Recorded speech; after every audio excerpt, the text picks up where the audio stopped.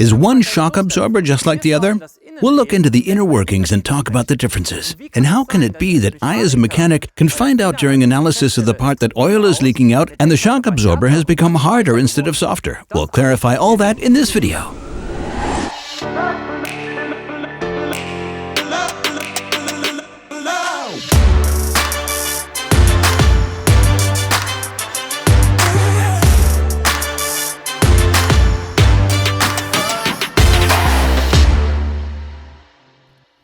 Rainer, today we would like to clarify, is one shock absorber just like the other? Are there any differences? If so, what are they? And how do I recognize them apart from the color? Yes, you're right. The color isn't the deciding factor, but what lies inside. We have two types of shock absorbers here. We see a yellow shock absorber here and a black one from us, a typical OE shock absorber. From the outside, they look almost the same. Absolutely. One thing is important, just take a look inside. What do the internals look like? There are two different systems, functional principles, a monotube system and a twin-tube system. If we take a look at our sectional model at the front, we can see the technology that BILSTEIN pioneered. In 1954, we patented the world's first production monotube shock absorber. Our first major customer, none other than Mercedes. It's a monotube shock absorber, so it only has one tube. We see a separating piston here, we see our piston rod at the front and the working piston again. This valve with the spring washers where the oil flows through. You can see it a little better here at the front with this functional model. This is our working piston and the piston rod. Here we have our oil chamber where the oil flows or is pressed through the working piston. This is our separating piston, and behind it we have our gas. That means we have a monotube gas pressure shock absorber, and the gas has two different tasks. One task is to compress the oil column so that the shock absorber does not suffer cavitation so that the damping characteristic remains stable. The other thing is it has to absorb the volume of the piston rod. When the shock absorber is working, the piston rod is pressed into the tube head and the volume has to go somewhere. Eventually the shock absorber takes that up and the separating piston moves accordingly. This is the monotube shock absorber. Then there is another type of construction which is much older. This is perhaps over a century old, the twin-tube shock absorber. Again, it depends on the internals. This twin-tube shock absorber, which you can see very clearly cut open at the front, has a second tube. If we have two tubes, there is also a compensation chamber, and it is actually a simple operating principle. The piston rod is pressed in, the oil is displaced at the bottom through the bottom valve and enters the compensation chamber. That's what it looks like. However, the shock absorber itself does not work independently of position. This means that we can now see the oil column here at the front completely filled. We can also clearly see how this volume compensation takes place. But if I were to turn this shock absorber more than 45 degrees, for example, I would also have cavitation again. The air bubbles that get in there. Exactly. Then the oil column is not completely in the inner tube. This means that it only works vertically up to a maximum inclination of 45 degrees. So as a mechanic, it's important to know what shock absorber is in front of me in order to be able to get to the source of the problem more quickly if there are noises or problems. Exactly. We all know about the twin-tube shock absorber or the shock absorber when it loses oil. It becomes softer or the valve discs are worn out, etc. But then there's another phenomenon. There is a type of shock absorber that becomes harder, tighter. This means that the piston rod no longer goes in properly. This is the monotube shock absorber. Imagine it like this. When we finally have our oil here, the gas here, we lose oil, and the separating piston goes up here, and at some point, the piston rod touches the separating piston. This gives us a loud knocking noise, and the piston rod doesn't go in properly anymore either. The car's ride becomes harder. And from the outside, as a mechanic, how can I tell if it's installed on the car?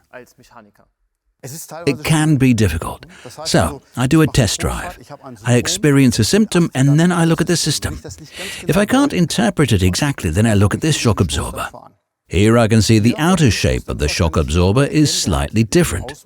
The tube is tapered. It may well be that this is not a problem at all, because it has another tube inside, which is the working chamber. This means that it's a twin-tube shock absorber. The monotube shock absorber is always cylindrical in shape because the working piston travels through the entire tube. This is the rear axle. What about the front axle and the Macpherson Strut? We also have various possibilities. The Macpherson Strut is designed in such a way that it also takes over steering forces and duties. This means that all forces acting on the suspension during cornering, etc., are transported via the piston rod. That's why we have a very stable, very thick piston rod here.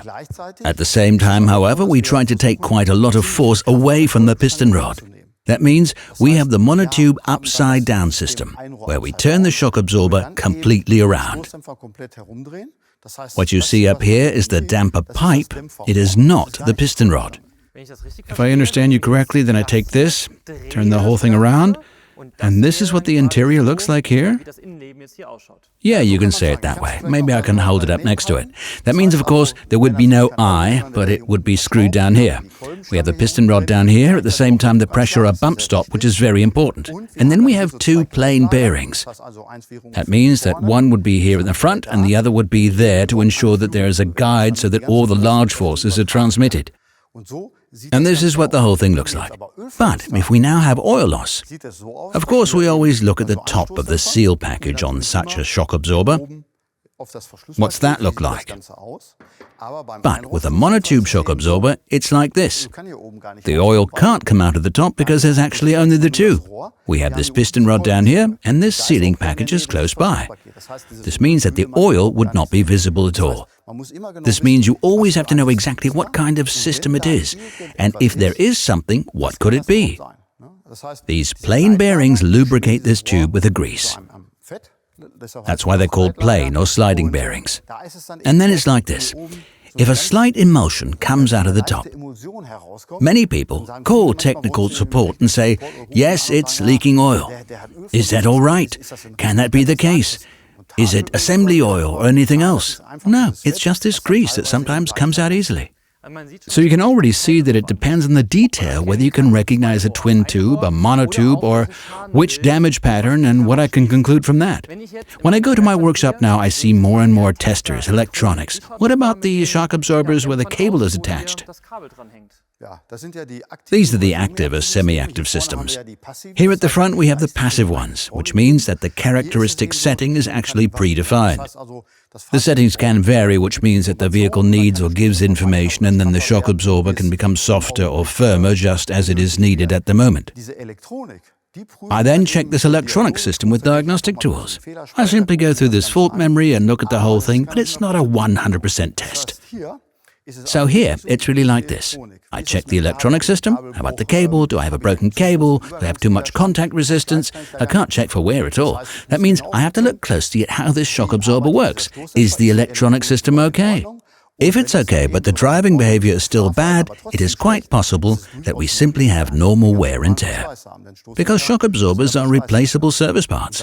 In addition, it's interesting to know where this valve is located, or how does it work.